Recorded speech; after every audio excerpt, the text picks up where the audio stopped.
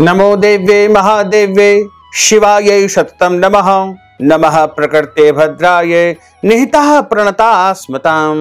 सर्वस्वरूपे सर्वेशे सर्वशक्ति समन्विते भयभ्यस्त्राहिनो देवी दुर्गे देवी नमोस्तुते। बोलिए श्री जगदम्बे मात की जय। भक्तजनों, माताओं, बहनों, सादर जय श्री कृष्ण। हमारे YouTube चैनल में आप सभी का बहुत बहुत स्वागत है। मैं हूं आपके साथ आचार्य धर्मेंद्र शास्त्री। आज हम आपको चैत्री नवरात्रि की दिव्य और ज्ञानमयी कथा सुनाने जा रहे हैं। इस कथा को अंत तक जरूर सुनिएगा और अधिक से अधिक लोगों को शेयर भी करिएगा। पूरे वर्ष में 4 नवरात्रि आती है, 2 गुप्त नवरात्रि तथा 2 प्रकट नवरात्रि होती है। और चैत्र माह में आने वाली नवरात्रि को सबसे बड़ी नवरात्रि कहा जाता है। इस बार चैत्री नवरात्रि का प्रारंभ 13 अप्रैल 2021 मंगलवार से होगा, जो कि 21 अप्रैल 2021 तक चैत्री नवरात्रि चलेगी तथा दशमी तिथि यानी 22 अप्रैल को व्रत का पारणा किया जाएगा। इस प्रकार 9 दिनों तक चलने वाली नवरात्रि का बड़ा ही महत्व माना गया है और 9 दिनों तक निरंतर देवी जगदम्बा की विशेष पूजा की जाती है, आराधना की जाती है, मंत्र जाप किए जाते हैं और उपाय किए जाते हैं। इसके अलावा नवरात्रि का 9 दिनों का व्रत का पालन भी किया जाता है। लेकिन जो मनुष्य व्रत नहीं कर सकते हैं, पूजा पाठ नहीं कर सकते हैं, व्रत तथा आराधना नियम पूर्वक नहीं कर सकते हैं, वो केवल यदि नवरात्रि के दिव्य और ज्ञानमयी कथा का श्रवण करेंगे तो निश्चित तौर से उनको नवरात्रि का पूरा पुण्य लाभ प्राप्त हो पाएगा। और नवरात्रि में देवी जगदम्बा के त्रिगुणात्मिका स्वरूप की आराधना की जाती है। भगवती महाकाली, महालक्ष्मी और महासरस्वती, इनमें 9 दिनों तक 9 देवियों की अलग अलग आराधना की जाती है।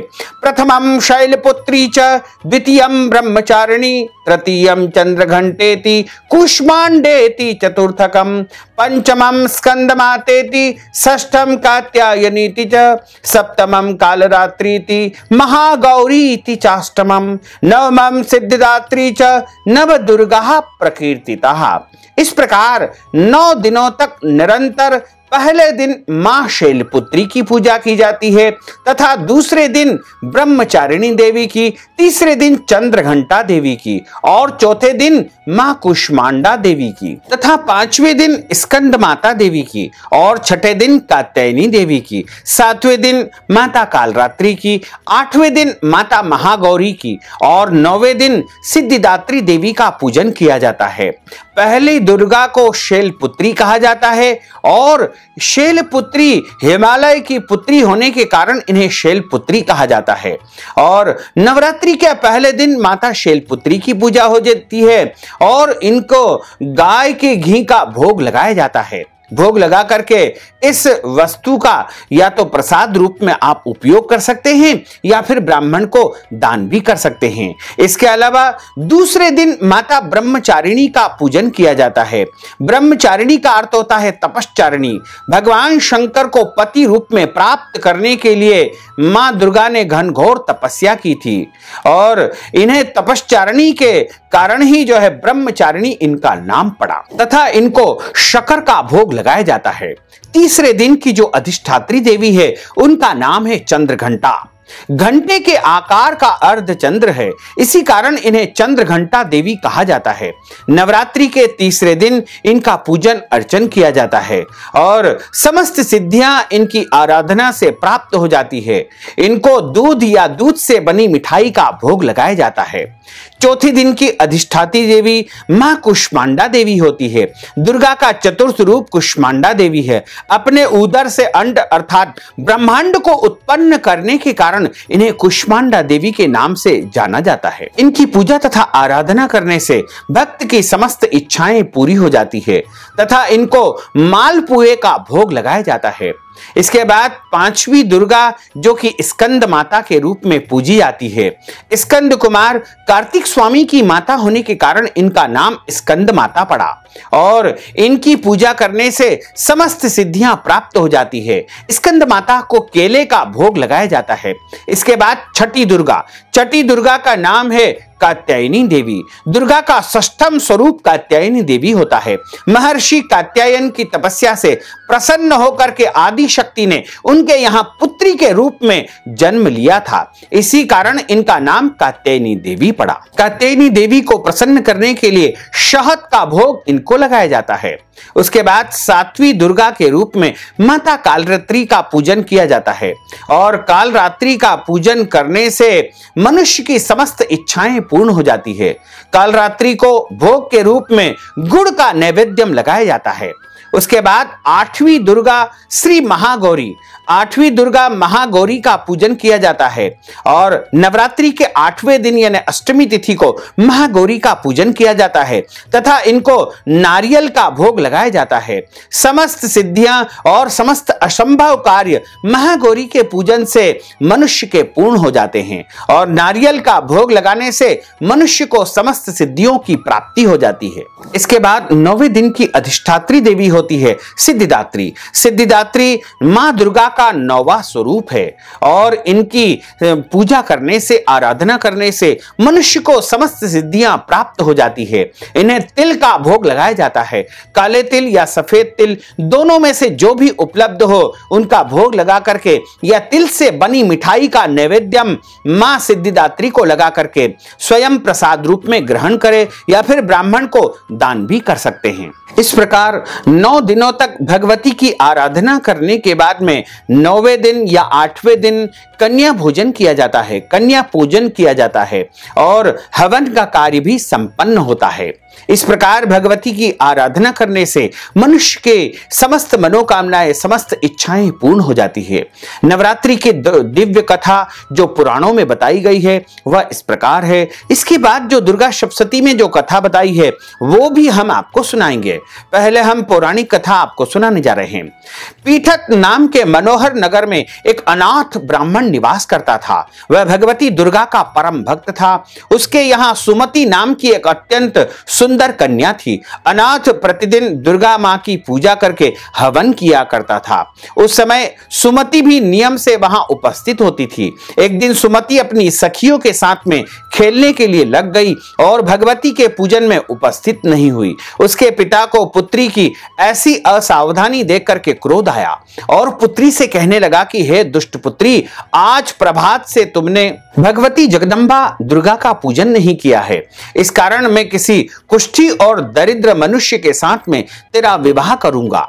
पिता के इस प्रकार के वचन सुनकर के सुमति को बड़ा दुख हुआ और पिता से कहने लगी कि मैं आपकी कन्या हूं, मैं सब तरह से आपके अधीन हूं। जैसी आपकी इच्छा हो वैसा ही मैं करूंगी। रोगी, कुष्ठी अथवा और किसी के साथ जैसी आपकी इच्छा हो मैं विवाह अवश्य करूंगी। होगा वही जो मेरे भाग्य में लिखा होगा। मनुष्य न जाने कितने मनोरथों का चिंतन करता है, पर होता वही है जो भाग्य में विधाता ने लिखा है। अपनी कन्या के ऐसे कहे हुए वचन को सुनकर के उस ब्राह्मण को अधिक क्रोध आया। तब उसने अपनी कन्या का एक कुष्ठी के साथ में विवाह कर दिया और अत्यंत क्रुद्ध होकर पुत्री से कहने लगा कि जाओ जाओ, जल्दी जाओ, अपने कर्म के फल को भोगो। सुमति अपने पति के साथ में वन में चली गई और भयानक वन में कुशायुक्त उस स्थान पर उन्होंने वह रात बड़े कष्ट से व्यतीत की। उस गरीब बालिका की ऐसी दशा को देख करके भगवती पूर्व पुण्य के प्रभाव से प्रकट होकर के सुमति से कहने लगी कि हे दीन ब्राह्मणी, मैं तुम्हारे ऊपर प्रसन्न हूं। तुम जो चाहो वरदान मांग सकती हो। मैं प्रसन्न हूं और मन वांछित वरदान तुम्हें दूंगी। इस प्रकार भगवती दुर्गा का वचन सुन करके वह ब्राह्मणी कहने लगी कि आप कौन हो जो मुझ पर प्रसन्न हुई हो। ऐसी ब्राह्मणी के वचन को सुनकर के देवी कहने लगी कि मैं तुझ पर तेरे पूर्व जन्म के पुण्य प्रताप से बहुत प्रसन्न हूं। तो पूर्व जन्म में निषाद भील की स्त्री थी और पतिव्रता थी। एक दिन तेरे पति निषाद द्वारा चोरी करने के कारण तुम दोनों को सिपाहियों ने पकड़ करके जेल खाने में बंद कर दिया था। उन लोगों ने तेरे और तेरे पति को भोजन भी नहीं दिया था। इस प्रकार नवरात्र के दिनों में तुमने न तो कुछ खाया था न ही जल पिया था, इसलिए 9 दिनों तक अनायास अचानक ही तुम्हारे द्वारा व्रत हो गया। हे ब्राह्मणी, उन दिनों में जो व्रत हुआ उस व्रत के प्रभाव से प्रसन्न होकर के तुम्हें मनवांछित वस्तु दे रही हूं। ब्राह्मणी बोली कि अगर आप मुझ पर प्रसन्न हो तो कृपा करके मेरे पति के कोढ़ को दूर कर दीजिए।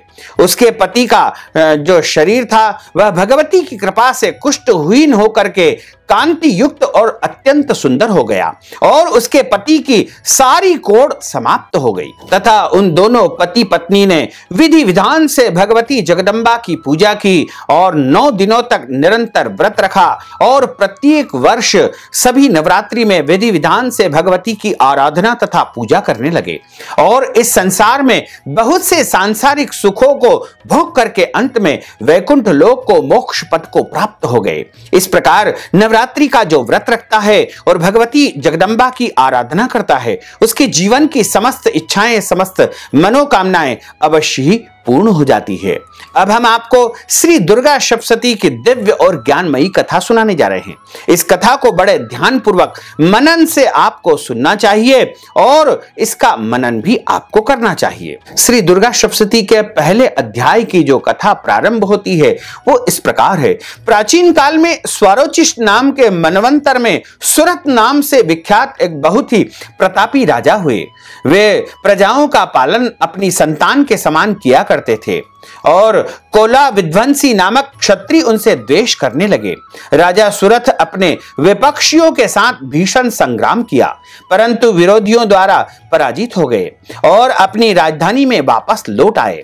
उनका सैन्य बल क्षीण हो चुका था। उनके विश्वस्त मंत्रियों ने ही कुचक्र रच करके सूरत के संपूर्ण राज्य को हस्तगत कर लिया। राजा अकेले ही अश्वारूढ़ होकर के मृगया के बहाने घोर जंगल में पलायित हो गए। वन में पहुंचकर के राजा सूरत ने विप्रवर मेधा ऋषि का आश्रम देखा। आश्रम में आए हुए राजा सूरत की मुनि ने आव भगत की। राजा सूरत मुनि के आश्रम में ही निवास करने लगे। एक दिन मेधा मुनि के आश्रम के समीप एक वैश्य को देख करके राजा ने उनसे पूछा, भाई तुम कौन हो और यहां पर आने का क्या प्रयोजन है? वैश्य ने राजा से कहा कि हे राजन, मैं एक संपन्न कुल में उत्पन्न वैश्य हूं और मेरा नाम समाधि है।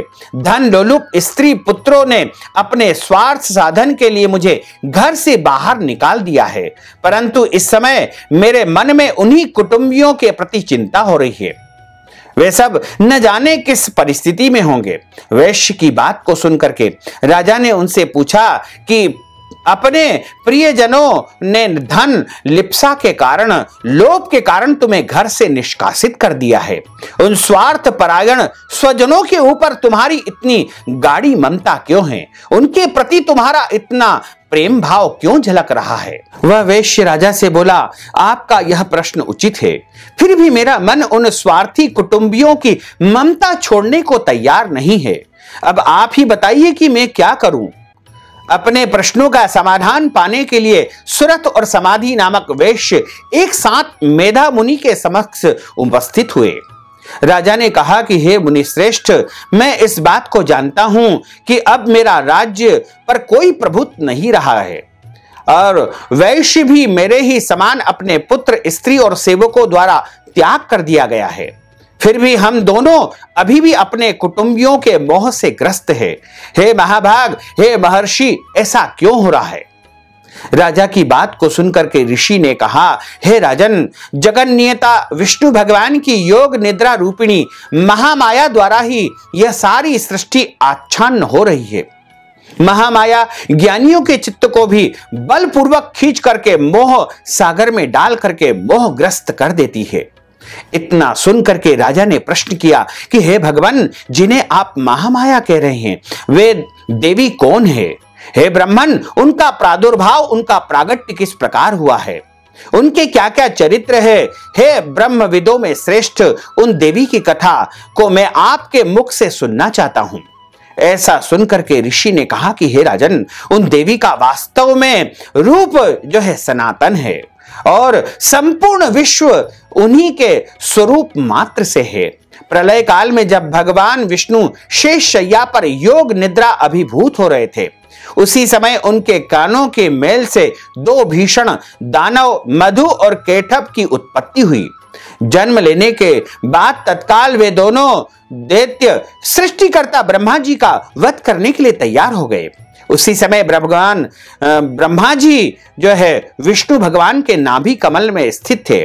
उन दोनों दैत्यों को अपने वध करने के लिए तत्पर देख करके उनसे रक्षा के लिए ब्रह्मा जी ने भगवान विष्णु के नेत्रों में स्थित योग निद्रा की स्तुति करना प्रारंभ कर दिया और उससे महामाया भगवान के नेत्र, मुख, नासिका, बाहु, हृदय और वक्षस्थल से निर्गत होकर के ब्रह्मा जी के सामने प्रकट हो गई। निद्रा रहित होते ही भगवान ने उन दोनों दानवों को देखा। उन दोनों की क्रोध युक्त आंखें मानो ब्रह्मा जी को निगल जाना चाहती है। ऐसी स्थिति में भगवान विष्णु ने उन दोनों महापराक्रमी दानवों के साथ में 5000 वर्षों तक निरंतर बाहु युद्ध किया, परंतु उन्हें जीत नहीं सके। तब महामाया ने दोनों दैत्यों को अपने प्रभाव से मोहग्रस्त कर दिया और उन दोनों असुरों ने मोह मुग्ध होकर के भगवान विष्णु से कहा, हम लोग तुम्हारी वीरता से अत्यंत प्रसन्न हैं। तुम हम दोनों लोगों से अपना इच्छित वरदान मांग लो। दैत्यों की बात को सुनकर के भगवान बोले, यदि तुम दोनों मेरे ऊपर प्रसन्न हो तो मैं यही चाहता हूं कि तुम लोगों की मृत्यु मेरे हाथ से ही हो। तब ऋषि ने कहा, जब उन राक्षसों ने मोहग्रस्त होकर के समस्त भूतल को जलपूर्ण समझा, तब भगवान से कहा कि मेरा वध किसी सूखे स्थल यानी जल विहीन भूमि में करो। तब भगवान विष्णु ने तथास्तु कह करके उन दोनों दैत्यों के मस्तकों को अपनी जांघों पर रख करके सुदर्शन चक्र से काट दिया। इस प्रकार महामाया भगवती की कृपा से ब्रह्मा जी को मधु केटप से मुक्ति मिली और भगवान विष्णु को विजय श्री की प्राप्ति हो गई। इस प्रकार पहले अध्याय की कथा का यहां पर समापन होता है। अब दूसरे अध्याय की कथा प्रारंभ होती है। ऋषि ने कहा कि एक बार देवताओं और दानवों में 100 वर्ष तक घोर संग्राम हुआ। उस युद्ध में देवों को पराजित करके दैत्यराज महिषासुर ने इंद्रासन को अपने अधिकार में ले लिया। उसके बाद देवगण ब्रह्मा जी के साथ जाकर के उस स्थान में गए जहां भगवान शिव तथा विष्णु आसीन थे। देवताओं ने भगवान से कहा, हे भगवान, महिषासुर ने सभी देवताओं से उनका अधिकार छीन लिया है। उस पापात्मा ने सभी देवों को स्वर्ग से निकाल दिया है। अब वे देवगण भूतल पर मनुष्य के समान भटक रहे हैं। हम सब देवगण आपके शरणापन्न हुए हैं।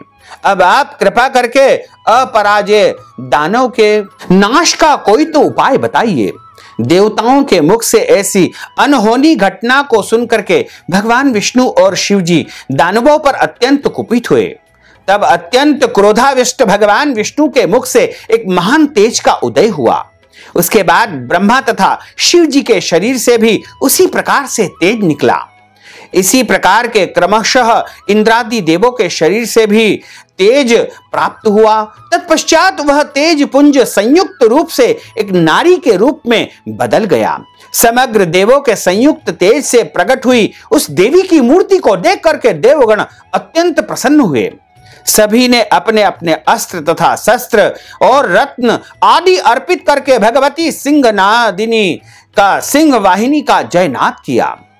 उस समय महिषासुर अत्यधिक कुपित होकर बोल उठा, आह, यह सब क्या हो रहा है। उसके बाद संपूर्ण दानवों से घिरा हुआ महिषासुर देवी के भयंकर गर्जना को लक्ष्य करके उसी दिशा में दौड़ पड़ा। इसके बाद ही दानवों के साथ देवी का भीषण युद्ध आरंभ हो गया। जिस प्रकार तृण समूह को प्रज्वलित करके अग्नि कुछ ही देर में जला करके भस्म कर देती है, उसी प्रकार भगवती परांबा जगदम्बा ने उसी क्षण भर में दानवों के उस सेना का, उस भयंकर सेना का सर्वनाश करके संहार डाला। इस प्रकार भगवती जगदम्बा ने उस दैत्य समूह का नाश कर दिया। यहाँ पर दूसरे अध्याय की कथा का समापन होता है और तीसरे अध्याय की कथा अब प्रारंभ होती है। दानवी सेना का विनाश होते देख करके सेनापति चक्षुर अत्यंत क्रोध की मुद्रा में देवी के सामने युद्ध के लिए उपस्थित हो गया।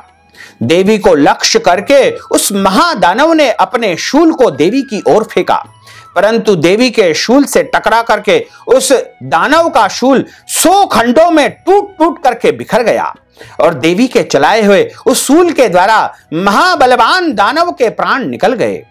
अपनी सेना का क्षय होते देख करके महिषासुर भैंसे के रूप में देवगण को त्रस्त करने लगा। तब देवी ने एक बहुत विशाल तलवार से उसके सिर का खंडन कर दिया। इस प्रकार तीसरे अध्याय की कथा का यहाँ पर समापन होता है। अब चौथे अध्याय की कथा यहाँ प्रारंभ होती है। जब दुरात्मा दानव महिषासुर तथा उसकी राक्षसी सेना का ध्वंस देवी के हाथों हो गया, तब इंद्रादि देवता भूमि पर मस्तक टेक करके देवी दुर्गा की माता की आराधना करने लगे, स्तुति करने लगे। देवता कहने लगे कि आपका स्वरूप ही सब देवों की शक्ति है। अपनी शक्ति से आपने समस्त विश्व को व्याप्त कर रखा है। आप सभी देवों तथा महर्षियों द्वारा अत्यंत पूजनीय हो।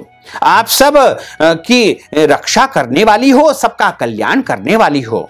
इस चराचर जगत की उत्पत्ति आपके अंश से ही हुई है। आप ही समस्त प्राणियों के लिए आधार स्वरूप हो। आप ही एकमात्र सबके लिए मूलभूत आव्याकृता प्रकृति हो। सृष्टि की उत्पत्ति एवं पालन के निमित्त आपका प्रादुर्भाव हुआ है। आप ही इस जगत के महान कष्ट की नाश करने वाली हो। हे अंबिका, आपके कर कमलों से शोभित होने वाले खड्ग, शूल, गदादि जो भी शस्त्र आयुध है, उन सभी के द्वारा आप हमारी रक्षा करो। इस तरह जगन माता की समस्त देवगणों ने स्तुति की, वंदना की। नंदन वन के दिव्य पुष्पों से गंध चंदनादि के साथ में देवी की पूजा की। देवी ने कहा कि हे देवगण, तुम लोग मुझसे अपना इच्छित पदार्थ मांग लो।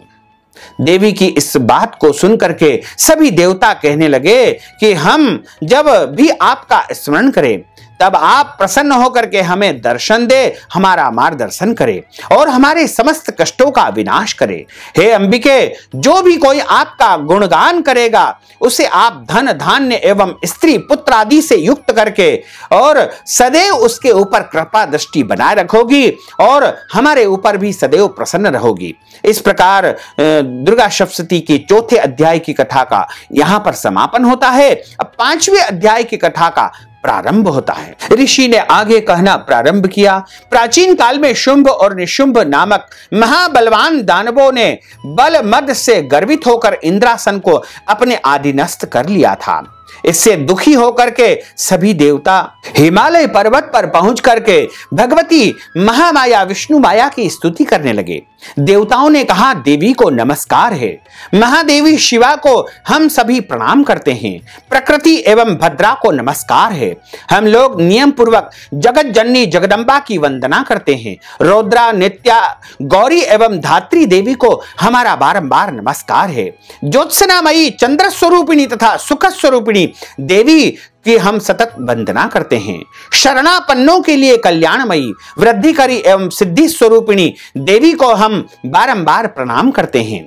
देवताओं द्वारा जिस समय वहां स्तुति पाठ हो रहा था, उसी समय पार्वती जी भी वहां गंगा स्नानार्थ के लिए पदार्पण कर रही थी। भगवती पार्वती ने देवताओं से पूछा, आप लोग यहां पर किसकी स्तुति कर रहे हैं? तब उन्हीं के शरीर कोश से निर्गत शिवा देवी ने उत्तर दिया, ये सभी देव युद्ध में शुंभ निशुंभ नामक दैत्यों से पराजित होकर मेरी ही स्तुति कर रहे हैं। पार्वती जी के शरीर कोश से ही अंबिका देवी की उत्पत्ति हुई, इसलिए वह त्रैलोक्य में कौशिकी नाम से संबोधित की जाती है। कौशिकी की उत्पत्ति के बाद में पार्वती जी के शरीर का रंग काला पड़ गया, इसलिए वह हिमालय पर निवास करने वाली कालिका देवी नाम से प्रसिद्ध हुई। उसके बाद शुंभ निशुंभ के अनुचर चंड मुंड ने आकर के परम मुक्त कारिणी रूप वाली अंबिका देवी को देखा। देवी का अवलोकन करने के बाद उन्होंने शुंभ दैत्य से जाकर कहा, हे महाराज, मैंने हिमालय पर्वत पर एक अत्यंत सुंदरी को देखा है।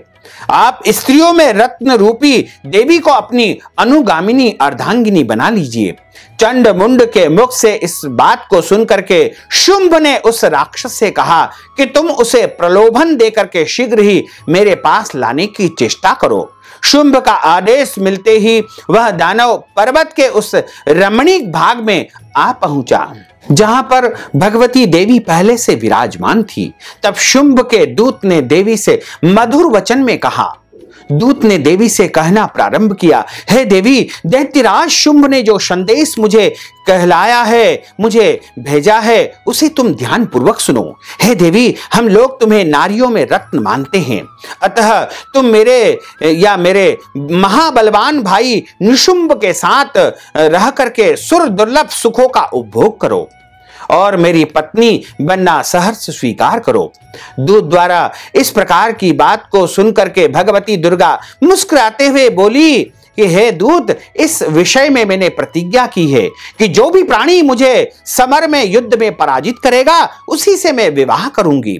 ऐसा ही मेरा संकल्प है, इसलिए यहां शुंभ निशुंभ आकर के मुझे जीत ले, मैं शीघ्र ही उनको पति रूप में वरण कर लूंगी।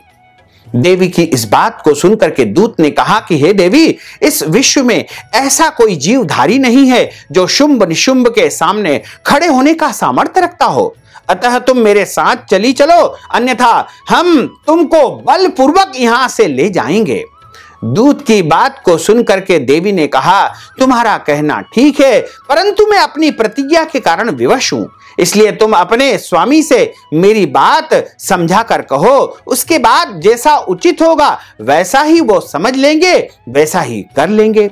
इस प्रकार यहां पर 5वें अध्याय की कथा का समापन होता है। अब 6ठे अध्याय की कथा यहां से प्रारंभ होती है। ऋषि कहते हैं कि दूत से ऐसी बात को सुनकर के दानवराज अत्यंत क्रोधित होकर अपने सेनापति धूम्रलोचन से बोला, हे धूम्रलोचन, तुम अपनी सेना के साथ अभी वहां पर चले जाओ और उस दुष्टा स्त्री के केश पकड़ करके घसीटते हुए बलपूर्वक यहां पर ले आओ। उसका रक्षक यदि कोई यक्ष, गंधर्व, देवता आदि कोई हो तो उसका वध कर देना। तब ऋषि ने कहा कि धूम्रलोचन अपने स्वामी का आदेश मिलते ही 60,000 दानवों के साथ में उसी क्षण वहां से निकल पड़ा और देवी ने होम शब्द का उच्चारण करके उसी को वहां पर ढेर कर दिया और देवी के वाहन महाबली सिंह ने क्षण मात्र में ही संपूर्ण आसुरी सेना का विध्वंस कर दिया। जब शुंभ को यह समाचार मिला कि युद्ध में धूम्रलोचन मारा गया है और उसने चंड मुंड नामक 2 महाबलशाली दानवों को आदेश दिया कि हे चंड, हे मुंड, तुम अपनी असंख्य सेना के साथ में अभी वहां पर जाकर के उसे बांध लाओ और घसीटते हुए उस स्त्री को मेरे पास लेकर आओ। यहां पर 6ठे अध्याय की कथा का समापन होता है। अब 7वें अध्याय की कथा यहां से प्रारंभ होती है। ऋषि ने कहा कि शुंभ निशुंभ की आज्ञा पाते ही चंड मुंड अपनी चतुरंगिणी सेना के साथ में अस्त्र शस्त्रों से सुसज्जित होकर के देवी के पास चल पड़े। देवी को देखते ही उन्हें पकड़ने के उद्देश्य से अचानक ही आसुरी सेना उन पर टूट पड़ी। उस समय अंबिका देवी अत्यंत कुपित होकर बोली, क्रोधानल को धड़कते हुए मुखाकृति से काली हो गई और उनकी भौवें तन गई। उस स्थान से विकराल काली का प्रादुर्भाव हुआ। वे कालिका देवी मुख्य असुरों का वध करती हुई बड़े वेग से दैत्य सेना पर टूट पड़ी और उन सभी को अपना भक्ष बनाने लगी। इस प्रकार क्षण मात्र में ही देवी ने उस विशाल सेना का अंत कर डाला। अपनी सेना का इस प्रकार नाश होते देख करके चंड वेग पूर्वक काली की ओर लपक पड़ा। तब देवी ने होम शब्द का उच्चारण करते हुए चंड को बलपूर्वक पकड़ लिया और अपनी तलवार उसके मस्तक पर रख दी और उसका सफाया कर दिया। चंड के मरते ही मुंड तेजी से देवी की ओर झपट पड़ा, परंतु देवी ने क्रोधित होकर के अपनी तलवार से मुंड को भी मार गिराया। देवी चंड मुंड के कटे हुए शीर्ष को अपने हाथ में लेकर के भगवती चंडिका के पास गई और विकट अट्टहास करके कहने लगी कि हे देवी, मैंने इस चंड मुंड नामक महापशु को तुम्हें भेंट किया है। अब आगे शुंभ और निशुंभ का वध तुम स्वयं ही करना। चंड मुंड के सिर को देख करके चंडी देवी काली से मधुर वचन से बोली कि हे देवी, तुमने मुझे चंड और मुंड को अर्पित किया है। अब विश्व में तुम्हारी ख्याति चामुंडा नाम से विख्यात होगी। अब संसार में तुम्हें लोग चामुंडा नाम से पूजेंगे। इस प्रकार यहां पर 7वें अध्याय की कथा का समापन होता है। 8वें अध्याय की कथा प्रारंभ होती है। ऋषि ने कहना प्रारंभ किया, चंड मुंड की मृत्यु की खबर पाकर के दैत्यराज क्रोध से पागल हो उठा। उसने अपनी संपूर्ण सेना को युद्ध की तैयारी करने को कहा। सबको आदेश देकर के हजारों बड़े बड़े दानव समूह के साथ में स्वयं रणभूमि की ओर निकल पड़ा। अपनी विशाल सेना आसुरी सेना को उन्मुख होते देख करके देवी चंडिका ने अपने धनुष की टंकार से समस्त क्षितिज और आकाश मार्ग को प्रकंपित कर दिया। संपूर्ण देव शक्तियों से घिरे शिव जी ने देवी चंडिका से कहा, अब तुम मेरी प्रसन्नता के लिए शीघ्र ही इन असुरों का संहार करो। इतना सुनते ही देवी के शरीर से अत्यंत विकराल एवं उग्र रूप वाली चंडिका शक्ति की उत्पत्ति हुई, जिसके द्वारा सैकड़ों सियारियों ने किसी ध्वनि निकल रही थी। उस अपराजिता देवी ने शिव जी से कहा कि भगवान, आप शुंभ निशुंभ के पास दूत बन करके जाइए और उसके साथियों से मेरा संदेश कहिए कि हे दानवों, यदि तुम सब जीवित रहने के इच्छुक हो तो सभी पातालपुरी को वापस लौट जाओ। उन देवी ने भगवान शिव को दूत का कार्य सौंपा, इसलिए वह जगत में शिव दूती के नाम से विख्यात है। शिव जी के मुख से देवी की इस बात को सुनकर के दैत्य समूह क्रोध से हो उठा और उसने उसी क्षण कात्यायनी की ओर झपट पड़े। देवी ने प्रत्युत्तर में अपने धनुष की टंकार करके दैत्यों द्वारा प्रक्षेपित बाण, शक्ति, परशु आदि को सहज ही काट गिराया। उसके बाद काली आगे बढ़कर के अपने शूलाघात से दानवों को चीरने लगी। इस प्रकार क्रुद्ध देवियों के द्वारा बड़े बड़े वीरों का वध होते देख करके महादैत्य रक्त बीज क्रोधित होकर के समर भूमि में आ पहुंचा। उसके शरीर से रक्त की बूंद गिरते ही उसी के आकार के अन्य दैत्य उत्पन्न हो जाते थे। उस दानव से उत्पन्न नए दैत्य द्वारा समस्त जगत आच्छादित हो गया। तब चंडिका ने जल्दी से काली को संबोधित किया, हे चामुंडे, तुम अपने मुख का और अधिक विस्तार करो। रक्त बिंदु से उत्पन्न होने वाले नए असुरों को तुम द्रुत गति से भक्षण करती जाओ। इतना कहकर चंडिका देवी ने अपने शूल से रक्त बीज पर प्रहार किया और उसके शरीर से रक्त निकलते ही उसे काली ने अपने मुंह में भर लिया। अंततो गत्वा उन्होंने उस रक्त बीज दानव का पूरा खून चूस लिया। अब उस रक्तहीन दानव रक्त बीज को अपने वज्र, बाण, खड्ग, रिष्टि आदि के प्रयोग से देवी ने मार गिराया। इस प्रकार 8वें अध्याय की कथा का यहां पर समापन होता है। अब 9वें अध्याय की कथा यहां से प्रारंभ होती है। युद्ध में रक्त बीज तथा अन्यान्य असुरों के विनाश से शुंभ निशुंभ के क्रोध का पारा बारा न रहा। अपनी विशाल सेना का संहार होते देख करके निशुंभ देवी की ओर दौड़ पड़ा। देवी ने देखते ही देखते अपने बाणों द्वारा उसे धराशायी कर दिया।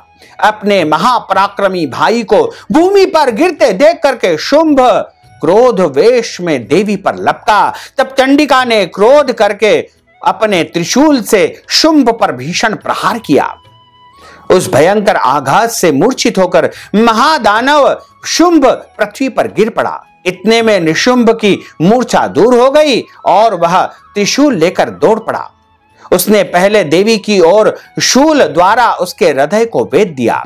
उस शूलाघात से छाती छिदते ही उसी के समान भीमाकाय आकृति वाला दानव उसके वक्ष से प्रकट हो गया। उस नए दानव को देख करके देवी अट्टहास करने लगी और अपनी तलवार से उसका सिर काट डाला। वह दैत्य निशुंभ वही भूमि पर गिर करके शांत हो गया। इस प्रकार यहाँ पर जो है 9वें अध्याय की कथा का समापन होता है। अब 10वें अध्याय की कथा प्रारंभ होती है। अपने भाई निशुंभ तथा दानवी सेना का विनाश देख करके शुंभ ने क्रोधाविष्ट होकर के कहा कि हे दुर्गे, तूने अपने बल पर गर्व न कर, तू दूसरी स्त्रियों की सहायता लेकर के लड़ रही है। शुंभ के उत्तर में देवी ने कहा कि अरे दुष्ट, मुझे तू केवल अकेली ही समझ, ये सब मेरी ही विभूतियां हैं, अब ये सब मुझ में ही लय को प्राप्त हो रही है। तत्पश्चात ब्रह्माणी आदि समग्र देवियां अंबिका देवी के शरीर में सन्निहित हो गई। तब उस स्थान पर केवल अंबिका ही रह गई। वहां उपस्थित देव दानवों के समक्ष शुंभ और देवी के द्वंद्व युद्ध प्रारंभ हो गया। देवी ने शुंभ के अस्त्रों को अपने केवल हुंकार शब्द के उच्चारण के क्षण मात्र में ही काट गिराया। उसके बाद देवी ने शुंभ के वक्ष में त्रिशूलाघात करके उसे भूतल पर गिरा दिया। उस त्रिशूल का भयंकर आघात लगते ही दानवों ने अपने प्राण को त्याग कर दिया।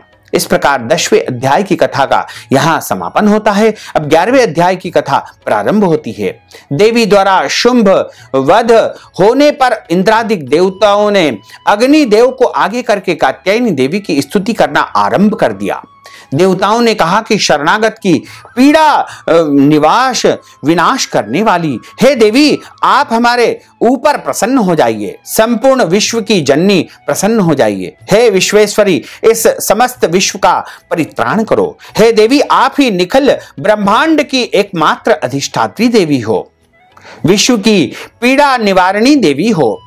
हम सब आपके चरणों में नमन करते हैं, हमारे ऊपर आप प्रसन्न हो जाइए। त्रैलोक्य वासिनी की आराध्या परमेश्वरी, हम लोगों को वरदान दो।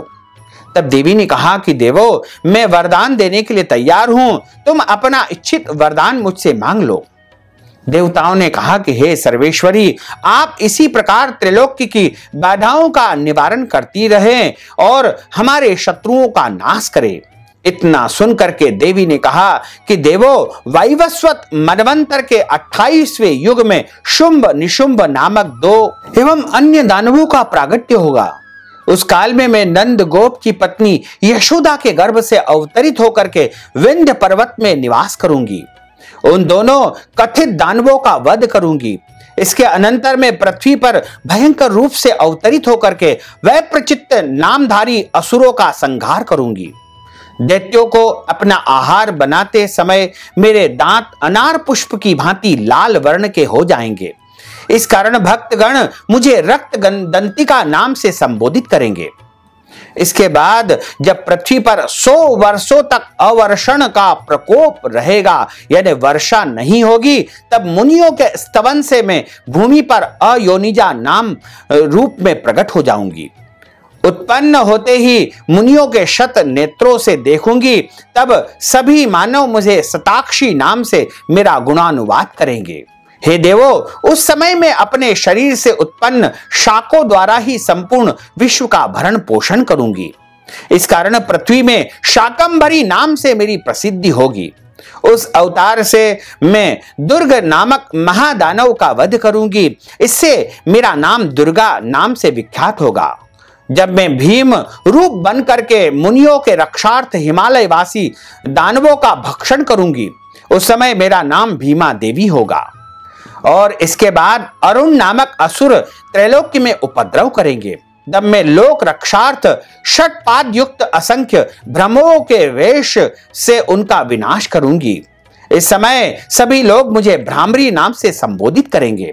इसी प्रकार मैं सदा ही आसुरी उत्पात होने पर अवतार धारण करके शत्रुओं का संहार करूंगी। इस प्रकार यहाँ पर 11वें अध्याय की कथा का समापन होता है। 12वें अध्याय की कथा जो प्रारंभ होती है, जो इस प्रकार है। देवी ने देवताओं से कहा कि हे देवो, जो भी प्राणी तन्मय होकर के नित्य प्रति मेरा स्तवन करेगा, उसके समस्त कष्टों को मैं निश्चित रूप से नष्ट कर दूंगी। जो कोई अष्टमी, नवमी और चतुर्दशी के दिन मेरी इस कथा को स्थिर चित्त होकर के सुनेगा या नवरात्रि के दौरान सुनेगा, वह कभी भी पाप की क्षया से ग्रसित नहीं होगा। उसके सारे संकट और कष्ट तत्काल ही समाप्त हो जाएंगे। उस मनुष्य पर दुष्कर्म जनित विपत्तियां भी नहीं आएगी। उसके घर में कभी दारिद्र्यता का प्रवेश नहीं होगा और उसके प्रियजनों से कभी विछोह नहीं होगा। मेरे चरित्र का संपूर्ण पाठ तथा श्रवण प्रत्येक बलि, पूजन, हवन एवं महोत्सव के समय करना चाहिए। जो व्यक्ति अनजान में या मेरे उद्देश्य से विधि पूर्वक पूजन या हवन आदि कर्म करेगा, उसी में प्रसन्नता पूर्वक स्वीकार करूंगी। नवरात्रि के दौरान जो प्राणी मेरे इस महात्म को भक्ति भाव से सुनेगा, वह मेरे प्रसाद से संपूर्ण विपत्तियों से छूट करके धन, धान्य तथा पुत्र पौत्रादि से संपन्न हो जाएगा। इस महात्म के श्रवण करने से पापों का क्षय एवं आरोग्यता प्राप्त होती है। मेरी उत्पत्ति तथा गुणानुवाद संपूर्ण प्राणियों का रक्षक तथा मेरा युद्धकालीन चरित्र दुराचारी दानवों का विनाशक है। इसके श्रवण करने से ही मानव समस्त भय मुक्त हो जाता है। यहाँ पर 12वें अध्याय की कथा का समापन होता है। अब 13वें अध्याय की कथा यहाँ से शुरू होती है। मेधा ऋषि से देवी की यह कथा सुनकर के राजा सुरत ने उन्हें प्रणाम किया। इसके बाद राजा सुरत और वैश्य उसी क्षण विरक्त होकर के जगदम्बा के दर्शनार्थ नदी के तट पर तपस्या में लीन हो गए। उन दोनों ने कठोर साधना की और उससे संतुष्ट होकर के जगत जननी चंडिका देवी ने प्रकट होकर के कहा कि हे राजन तथा अपने वंश के हर्षित करने वाले वैश्य, तुम लोगों की जो भी इच्छा हो वह मुझसे मांग लो।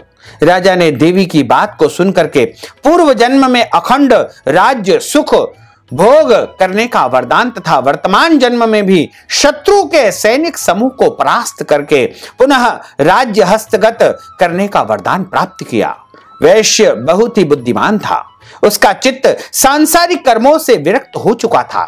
इसलिए उस वैश्य ने देवी से ममता रहित एवं अज्ञान विनाशक ज्ञान की प्राप्ति का वरदान प्राप्त कर लिया।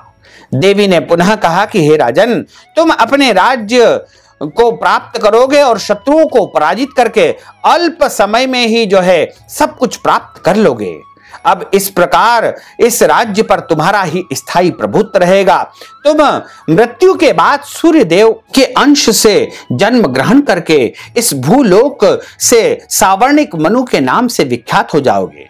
है वैश्य श्रेष्ठ, तुमने मुझसे जिस वर की प्राप्ति की कामना की है उसे मैं तुम्हें सहर्ष प्रदान करती हूं। तुम्हें मोक्ष लाभ के हेतु ज्ञान की उपलब्धि होगी। तब मार्कंडी जी ने कहा कि उन दोनों भक्तों की अभिलाषित वर प्रदान करके उन दोनों के द्वारा अपनी स्तुति पाठ सुनकर के देवी वहां से अंतर ध्यान हो गई। देवी किसे इस प्रकार के दुर्लभ वर को पाकर के क्षत्रियों में श्रेष्ठ सुरथ नामक राजा सूर्य के अंश से उत्पन्न होकर के भविष्य में सावर्णिक मनु के नाम से विख्यात हुए। हे समस्त मंगलों की अधिष्ठात्री, हे सर्व कल्याण स्वरूपिणी, हे समस्त कार्यों को सिद्ध करने वाली भगवती त्र्यंबकेश्वर शिवा की प्रिया, हे नारायणी, मैं आपको प्रणाम करता हूं। हे भगवती, आप पूरे परिवार की, पूरे भक्तों की रक्षा कीजिए, समस्त संसार की रक्षा कीजिए। इस प्रकार श्री दुर्गा सप्तशती की कथा का यहाँ पर समापन होता है। बोलिए जगदम्बे मात की जय। तो भक्तजनों, माताओं, बहनों, आपने श्री दुर्गा सप्तशती की कथा का श्रवण किया है।